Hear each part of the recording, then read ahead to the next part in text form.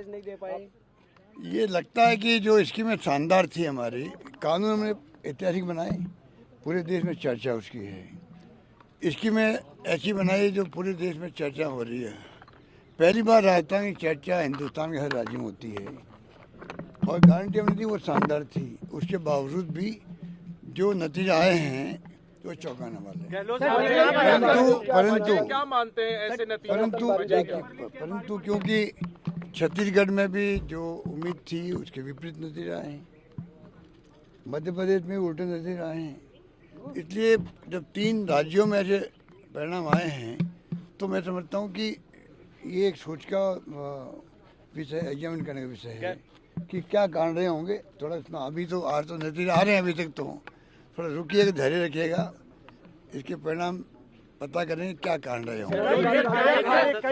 Sir दिग्गज आ रहे हैं, नए चेहरे चुनाव जीते, लगता नहीं टिकटें कुछ और काट दी थी, कुछ टिकटें और काट दी थी, नए चेहरों को मौका दिया गया, वो सारे जीत रहे हैं। कांग्रेस पार्टी को सफलता। अभी मेरी बात सुनो, जो ये जो प्रॉब्लम यहाँ थी, हम भी जानते हैं कि ये नए चेहरे लाने की बात थी कि नए उम्मीदवार आने चाहिए, पर ये मांग मध्य प्रदेश में तो थी नहीं, छत्तीसगढ़ में नहीं थी, तभी वहाँ भी चुनाव हारे हम लोग।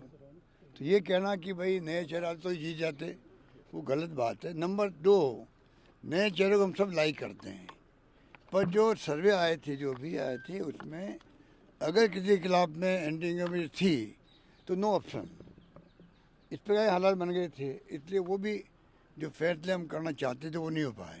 गहलोत सर एक इधर भी ले लीजिए, लेकिन जो एमएलए के खिलाफ एंटी इनकम टैक्स की मांगते हैं आप? आपने एक बार दिखा था भाई मैंने कहा ना आपको, ये प्रॉब्लम मध्य प्रदेश में थोड़ी थी, ना एमपी में थी ना छत्तीसगढ़ में थी, चुनाव भी हमारे हैं। सर मेरा एक सर, अब अशोक गहलोत अपना रोल क्या देखते हैं? अशोक गहलोत अपना रोल क्या देखते हैं? देखिए, मैं तो जनसेवक हूँ, मैंने कहा अंतिम सांस तक मैं प्रदेश वासियों की सेवा करूँ। सर मेरा एक सवाल है, चाहे भले मैं उसमें कोई पद पे रहूँ या नहीं रहूँ, मुझे तो सेवा का बचपन से शौक है और मैं उसी के अंतर्गत काम करता रहूँगा। आप लोगों के बीच में रहूँगा, राजस्थान और छत्तीसगढ़ दोनों प्रदेशवासियों के बीच में रहूँगा, उनकी सेवा करूँगा। सर ये फैसला क्या लोकसभा चुनाव को लेकर के जो कांग्रेस की तैयारी है, इंडिया अलायंस की तमाम कवायद चल रही थी, उसके लिए भी एक झटका मानते हैं?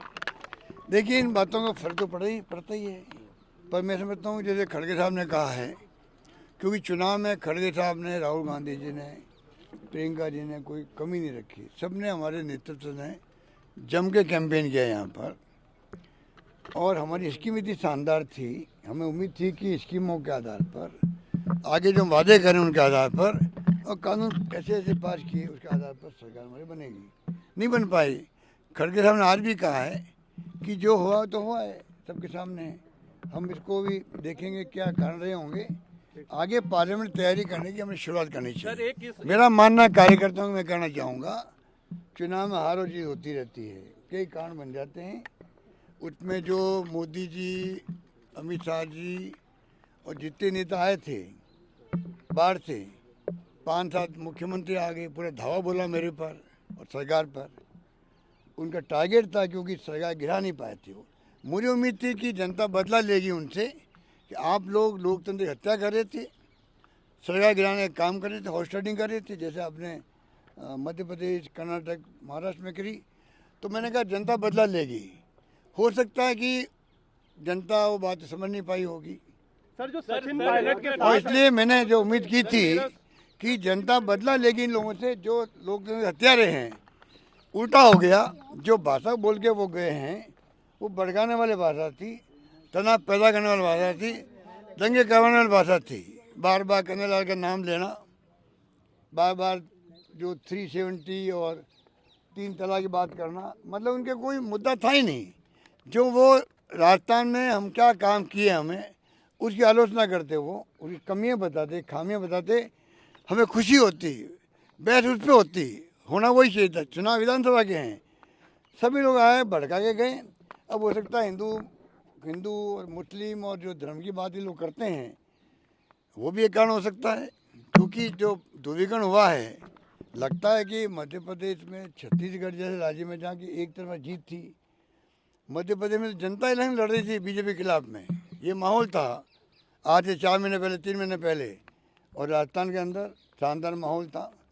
कल रात तक उम्मीद थी सरकार हमारी बनेगी, तब भी मैंने कहा परसों नहीं बनेगी तो हम विद ह्यूमिलिटी स्वीकार करेंगे।